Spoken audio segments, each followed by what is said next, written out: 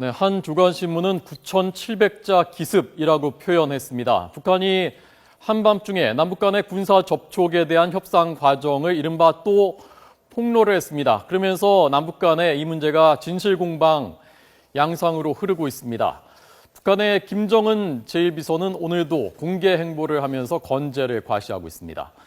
YTN 통일부를 취재하고 있는 황혜경 기자, 내일 결혼 앞두고 있는데 오늘도 불꽃 취재를 지금 하고 있습니다. 자, 황 기자 연결돼 있습니다. 황혜경 기자 나오십시오. 네, 통일부입니다. 네, 자, 남북 간의 진실 공방 양상으로 흐르고 있다고요? 네, 그렇습니다. 지금 현재 논란이 되는 부분은 크게 두 가지입니다. 누가 먼저 비공개 요청을 했느냐, 그리고 북한이 김관진 청와대 안보실장을 상대로 긴급 단독 접촉을 제안한 것인지 여부입니다. 이에 대해 통일부는 먼저 우리 정부가 비공개 접촉을 요구한 게 맞다고 밝혔습니다. 서해상에서 함정 간 총격이 발생하는 등 예민한 상황에서 좀 더 실질적인 협의를 하자는 취지에서 비공개 접촉을 제안하게 됐다고 설명했습니다. 하지만 북측도 이에 응해 대표단 명단을 통보할 때 비공개 접촉을 명시했다고 덧붙였습니다.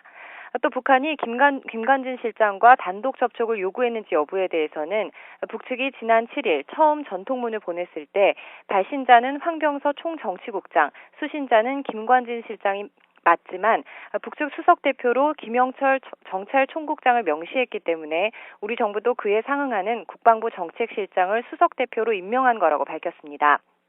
또 대화를 통해 남북관계를 개선해 나가고자 하는 우리 정부의 입장에는 변화가 없다면서 2차 고위급 접촉은 당초 남북이 합의한 것이니만큼 반드시 지켜져야 한다고 강조했습니다. 네. 자, 그런데 이 접촉에서 북한 측 대표들이 천안함 폭침 사건에 대해서 기존의 입장을 그대로 되풀이한 것으로 밝혀졌다면서요? 네, 그렇습니다. 국방부가 오늘 브리핑에서 밝힌 내용입니다. 우리 측이 천안함과 연평도 사건에 대한 북측의 책임을 상기시킨 부분에 대해서 북한은 기존 입장을 되풀이했다고 밝혔습니다. 북한은 그동안 천안함 폭침 사건에 대해 우리 정부의 날조 모략극이라는 주장을 되풀이해왔는데요. 하지만 국방부는 전반적인 내용을 진지하게 협의했다면서 구체적인 내용은 아직 밝힐 수 없다고 말했습니다. 이와 함께 북한 김정은 국방위원회 제1위원장이 지난 14일 40일 만에 잠행을 끝내고 위성 과학자 주택단지를 시찰한 이후 사흘 만에 또다시 공개 활동에 나섰습니다. 조선중앙통신과 노동신문 등 북한 매체들은 김정은 위원장이 완공된 김책공업종합대학 교육자 아파트를 현지 지도했다고 보도했는데요. 매체들은 김 위원장이 두개동 46층짜리 초고층 아파트를 보고 대동강에 떠있는 돛배 같다면서 만족을 표시했다고 전하면서 아파트 건설을 맡은 인민군 부대에 최고사령관 명의로 감사를 전달했다고 전했습니다. 공개된 9장의 사진에는 김정은 위원장이 여전히 지팡이를 짚은 모습으로 완공된 아파트 내부를 시찰하는 모습이 담겨 있는데요.